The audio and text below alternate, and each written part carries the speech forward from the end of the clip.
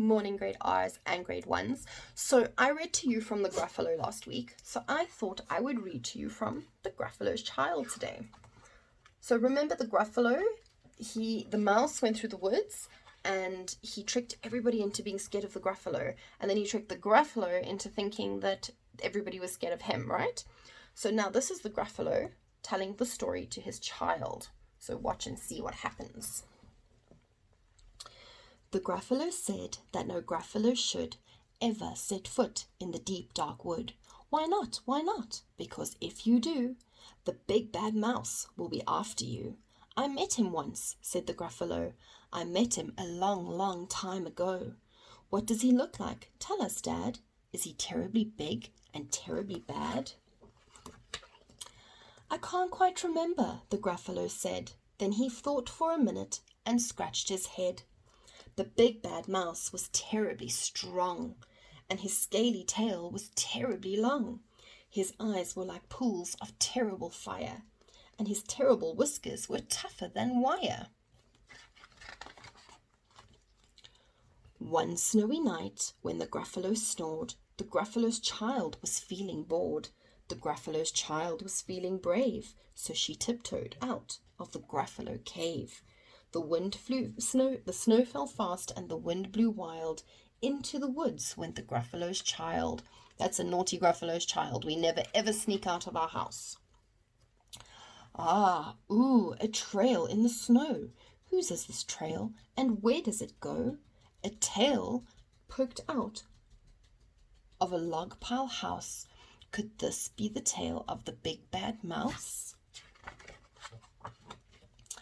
Out slid the creature, his eyes were small, and he didn't have whiskers, no, none at all.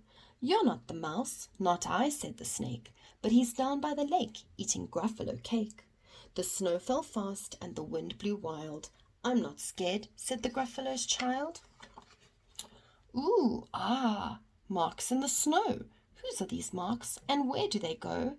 Two gleaming eyes poked out of a treetop house. Could these be the eyes of the big bad mouse? Down flew the creature, his tail was short, and he didn't have whiskers of any sort.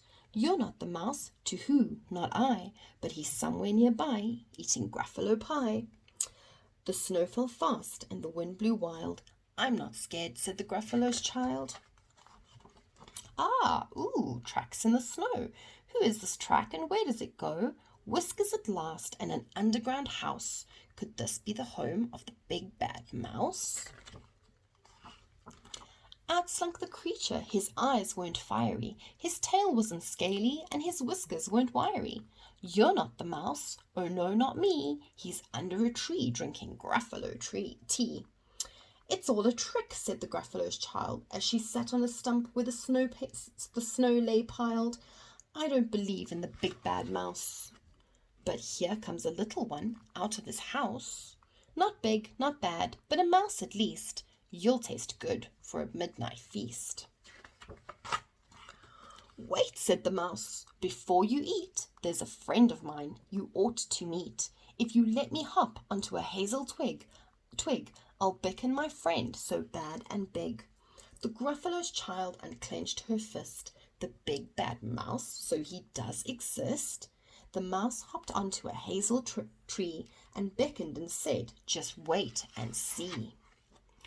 Out came the moon. It was bright and round, and a terrible shadow fell on the ground. Who is this creature so big, bad, and strong? His tail and his whiskers are terribly long. His ears are enormous, and over his shoulder he carries a nut as big as a boulder. The big bad mouse, yelled the Gruffalo's child, and the mouse jumped down from the twig and smiled. Prints in the snow. Whose are these footprints, and where do they go? The footprints led to the Gruffalo cave, where the Gruffalo's child was a little less brave. The Gruffalo's child was a little less bored.